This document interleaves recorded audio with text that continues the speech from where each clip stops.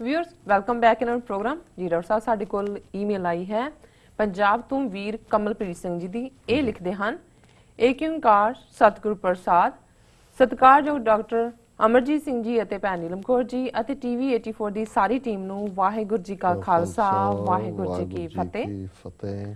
ਅੱਜ ਤੋਂ ਕਰੀਬ 1.5 ਸਾਲ ਪਹਿਲਾਂ ਲਗਭਗ 19 ਮਹੀਨੇ ਪਹਿਲਾਂ ਮੈਂ ਭੈਣ ਰੀਤ ਕੌਰ ਦੁਆਰਾ ਲਏ ਗਏ professor Mahinderpal Singh general secretary Shiromani Akali Dal Amritsar ਦੇ ਇੱਕ ਇੰਟਰਵਿਊ ਰਾਹੀਂ ਟੀਵੀ 84 ਨਾਲ ਜੁੜਿਆ ਸੀ। ਉਸ ਤੋਂ ਬਾਅਦ ਹੁਣ ਤੱਕ ਆਪ ਜੀ ਦਾ ਪ੍ਰੋਗਰਾਮ ਸੱਚੋ ਸੱਚ ਦੇਖ ਤੇ ਸੁਣ ਰਿਹਾ ਹਾਂ। ਕੀ ਦੱਸਾਂ, ਬਸ ਆਪ ਜੀ ਦੇ ਆਸ਼ਿਕ ਹੋਏ ਹਾਂ कि जिस दलील नाल आप जी गल नूं लोकां सामने लैके आंदे हो सचमुच काबिले तारीफ है। टीवी 84 दी टैक्नीकल टीम नूं बेनती है कि सच्चो सच प्रोग्राम विच आवाज़ वाल खास ध्यान दिता जाए, क्योंकि जब मैं प्रोग्राम सुनदा हाँ तां फुल वॉल्यूम करके भी आवाज़ ठीक तरह सुनाई नहीं दिंदी। इस दे उल्ट जब मैं कोई होर वीडियो यूट्यूब ते सुनदा हाँ तां आवाज़ बहुत वधिया ते उच्ची हुंदी है। मैनूं वॉल्यूम फुल करके सुनना पैंदा है क्योंकि मैं शोर वाले माहौल विच काम करदा हाँ। यही बेनती है जी, होर ज़्यादा कुछ लिखना तां मैनूं नहीं आंदा, ना कदे लिखिया। वाहिगुरू आप जी नूं चढ़दी कला विच रखे। सत श्री अकाल। खालिस्तान जिंदाबाद जिंदाबाद जिंदाबाद जिंदाबाद जिंदाबाद जिंदाबाद।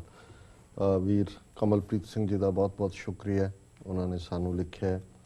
वो 1.5 साल पहला लगभग प्रोग्राम नाल जुड़े, वो प्रोग्राम नूं प्यार करते हैं, सानू प्यार करते हैं जी।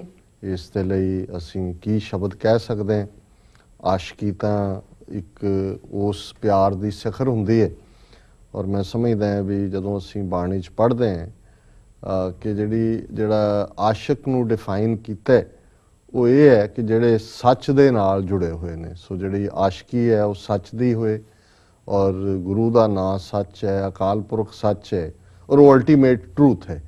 ਅਸੀਂ ਦੁਨਿਆਵੀ ਚੀਜ਼ਾਂ ਨੂੰ ਉਸ ਸੱਚ ਦੀ ਰੋਸ਼ਨੀ 'ਚ ਸਿੱਖ ਦਾਇਰਾਕਾਰ ਤੋਂ ਦੇਖਣ ਦੀ ਕੋਸ਼ਿਸ਼ ਕਰਦੇ ਹਾਂ, ਗਲਤੀਆਂ ਵੀ ਕਰਦੇ ਹਾਂ, ਪਰ ਇਹਦੇ ਬਾਵਜੂਦ ਸਾਡੇ ਦਰਸ਼ਕ, ਸਾਡੇ ਸਰੋਤੇ ਸਾਨੂੰ ਪਿਆਰ ਕਰਦੇ ਨੇ। ਅਸੀਂ ਉਸ ਦੇ ਲਈ ਹਮੇਸ਼ਾ ਹੀ ਉਹਨਾਂ ਦੇ ਰਿਣੀ ਵੀ ਹੈ, ਔਰ ਇਹ ਸਾਡੀ ਜਿਹੜੀ ਹੈ ਉਹ ਟੌਨਿਕ ਵੀ ਹੈ, ਜਿਹੜੀ ਸਾਨੂੰ ਜਿਹਨੂੰ ਅੰਗਰੇਜ਼ੀ ਕਹਿੰਦੇ ਵਿੱਚ ਕੀਪਸ ਅਸ ਗੋਇੰਗ ਜੀ।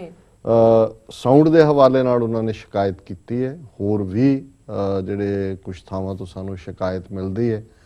ਇਸ ਬਾਰੇ ਅਸੀਂ ਆਪਣੀ ਟੈਕਨੀਕਲ ਟੀਮ ਨਾਲ ਜ਼ਿਕਰ ਵੀ ਕੀਤਾ ਹੈ, ਇਸ 'ਤੇ ਵਰਕ ਵੀ ਕਰਾਂਗੇ।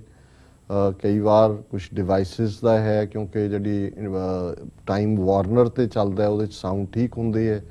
ਹੋ ਸਕਦਾ ਇੰਟਰਨੈਟ ਨਾਲ ਰਿਲੇਟਡ ਕੁਛ ਪ੍ਰੋਬਲਮ ਸਾਡੇ ਪੱਖ ਤੋਂ ਵੀ ਹੋਏ, ਕੁਛ ਜਿਹੜੇ ਨੇ ਐਂਡ 'ਤੇ ਵੀ ਹੋਏ ਜਿਨ੍ਹਾਂ ਨੂੰ ਹੁੰਦਾ।